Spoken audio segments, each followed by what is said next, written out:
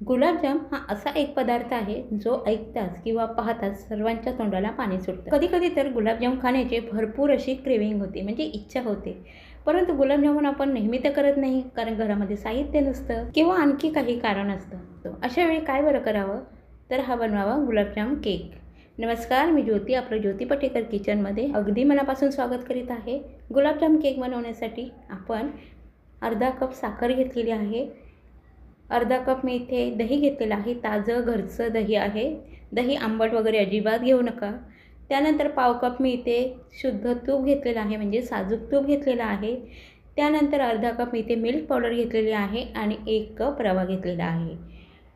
दूध घालायचं आहे यामध्ये, अगदी थोडं अगोदर दूध घालायचं आहे. तर मी अर्धा कप यामध्ये अगोदर दूध घातलेलं आहे. त्यानंतर 1 चमचा हिरवी वेलची पूड घातलेली आहे. ह्या केकमध्ये व्हॅनिला एसेन्सचा वगैरे वापर करू नका. हिरव्या वेलचीचा खूप छान सुगंध येतो. अर्धा कप मी अगोदर दूध घातलं होतं आणि अर्धा कप मी नंतर दूध घालणार आहे. रवा जेवढा भिजतो आहे तेवढंच आपल्याला दूध घालायचं आहे. जास्त दूध घालायचं नाही किंवा अगदीच कमी घालायचं नाही, कारण रवा आहे हा आपण रेस्टसाठी ठेवणार आहोत 15 ते 20 मिनटं. त्यामुळे रवा आहे ना तो फुगला पाहिजे. एवढ्याच अंदाजाने दूध घालायचं आहे. तर मी अर्धा कप अगोदर अर्धा कप नंतर घातलेला आहे. तुम्ही तुमच्या अंदाजानुसार कमी जास्तसुद्धा दुधाचं प्रमाण करू शकता. आणि त्याचबरोबर मी चिमूटभर यामध्ये मीठसुद्धा घातलं होतं. त्यानंतर मी ह्यामध्ये थोडेसे कट केलेले ड्रायफ्रूटसुद्धा घातलेले आहेत. आता हे सर्व जिन्नस घातल्यानंतर आपल्याला छान मिक्स करून घ्यायचं आणि 20 मिनिटासाठी हे मिश्रण आपल्याला बाजूला ठेवायचं आहे, म्हणजे रवा आपला दुधामध्ये छान भिजला जाईल. तर आता आपण हे झाकून 15 ते 20 मिनिटासाठी बाजूला ठेवून देऊया. आता 20 मिनिटानंतर पाहू शकता आपण रवा किती भिजलेला आहे. छान हे जे बॅटर आहे ते घट्टसर झालेलं आहे. इतपतच आपल्याला ह्या बॅटरची कन्सिस्टन्सी हवी आहे. आता ह्यामध्ये आपल्याला घालायचं आहे 1 टेबलस्पून बेकिंग पावडर. तर मी ते 1 टीस्पून बेकिंग पावडर घेतलेली आहे आणि त्याबरोबर मी पाव टीस्पून बेकिंग सोडा घेतलेला आहे, म्हणजे खाण्याचा जो सोडा असतो ना आपल्या घरांमध्ये तो घेतलेला आहे.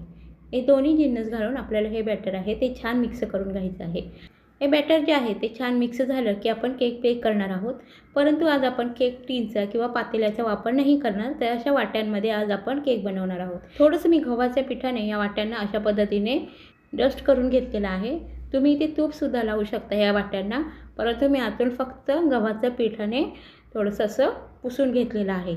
आता हे बॅटर जे आहे ते आपण 1-1, 2-2 पळी ह्या वाट्यांमध्ये घालायचं आहे.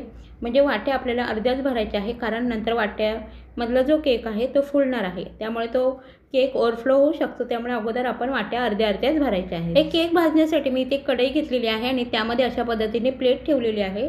कढई मी अगोदर 10 मिनटं गरम करून घेतली आणि ही प्लेटसुद्धा छान गरम झालेली आहे. त्याबरोबर या वाट्या ठेवायच्या आहेत आणि झाकून अगदी मंद आचेवर आपल्याला 30 ते 35 मिनटं हा जो केक आहे तो छान भाजून घ्यायचा आहे. आता आपला केक तयार झालेला आहे. आपण हा थंड करून घेऊया. आता केक थंड होतो आहे तोपर्यंत आपण हे केकवर घालण्यासाठी पाक बनवूया. तर गुलाबजामचा जसा पाक असतो की नाही तसंच आपल्याला पाक बनवायचा आहे. या पाकाला आपल्याला 1 तार किंवा 2 तार अजिबात आणायची नाही आहे. तर 1 कप साखर घेतलेली आहे आणि मी तेवढंच पाणी घेतलेलं आहे, म्हणजे 1 कप साखरेला 1 कप पाणी घेतलेलं आहे. आता ह्या पाकाला आपल्याला छान उकळी काढायची आहे. पाणी छान उकळलं म्हणजे साखर यामध्ये छान मेल्ट झाली की यामध्ये आपल्याला घालायचे आहे 1 चमचा वेलची पावडर. आपला पाक अगदी झटपट होतो, इथे जास्त काही वेळ लागत नाही किंवा ह्याला तार वगैरे आणायची काही गरज नाही आहे, फक्त हलकासा चिकट लागला पाहिजे.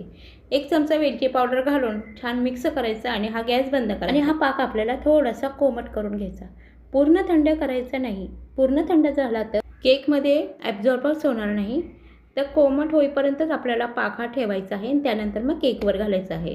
आता आपला पाक आहे तो आपण बाजूला ठेवूया आणि हे केक जे आहेत ना, म्हणजे जे वाट्या आहेत आपण बाहेर काढलेल्या त्यासुद्धा थंड झालेल्या आहेत. ही जी एक्स्ट्रा एक वाटी दिसते आहे ना ती मी कढईमध्ये ठेवली नाही, कारण तेवढी जागा नव्हती, तर मी वेगळी ही बेक केलेली आहे. आता अशा पद्धतीने ही कढई सोडवून आपण ह्या वाट्यातनं हा केक काढून घ्यायचा आहे. हे पहा, खूप छान आणि खूप स्पॉन्जी आपला केक तयार होतो आणि मस्त असा भाजलेला सुद्धा आहे. खूप छान बेक झालेला आणि ह्यांना जाळीसुद्धा खूप सुंदर आलेली आहे, पाहू शकता. तर आता आपण हे जो वेगळा बेक केला होता तो केक काही काढणार नाही. आपण ह्या वाटीमध्येच हा सिरप घालणार आहोत. जो गुलाबजामुनचा आपण पाक बनवून ठेवला होता ना तो वाटीवरच घालणार आहोत.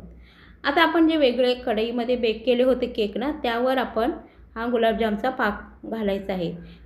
केक पूर्ण आपले थंड झालेले आहेत, परंतु गुलाबजामचा जो पाक आहे म्हणजे आपण जो आता बनवलेला पाक आहे तो थोडासा कोमटसर आहे. कोमटसर पाक घातल्यामुळे काय होतं, जे आपले केक आहेत ना त्यामध्ये छान हा जो पाक आहे म्हणजे जे सिरप आहे ते छान शोषलं जातं आणि त्यामुळे आपल्या केकला फ्लेवर खूप सुंदर येतो. आणि हे जे केक आहेत ना खूप सुंदर दिसतात. वरून थोडंसं ड्रायफ्रूटने गार्निशिंग करायचं, अतिशय सुंदर दिसतात आणि चवीला तर खूप सुंदर लागतात, खूप छान लागतात हे केक.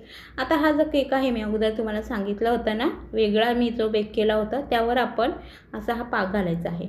अशा पद्धतीने सुद्धा तुम्ही चमच्याने वाटीमध्ये हा खाऊ शकता. तो सुद्धा खूप छान लागतो, म्हणजे तसाच लागतो परंतु थोडासा वेगळा फील येतो. तर असा हा गुलाबजामुन चवीचा केक तुम्ही एकदा नक्की बनवून पहा आणि कमेंटमध्ये मला नक्की कळवा. आजचा व्हिडिओ जर तुम्हाला आवडला असेल तर व्हिडिओला लाईक करा, शेअर करा आणि चॅनलला सबस्क्राईब करायला विसरू नका. धन्यवाद.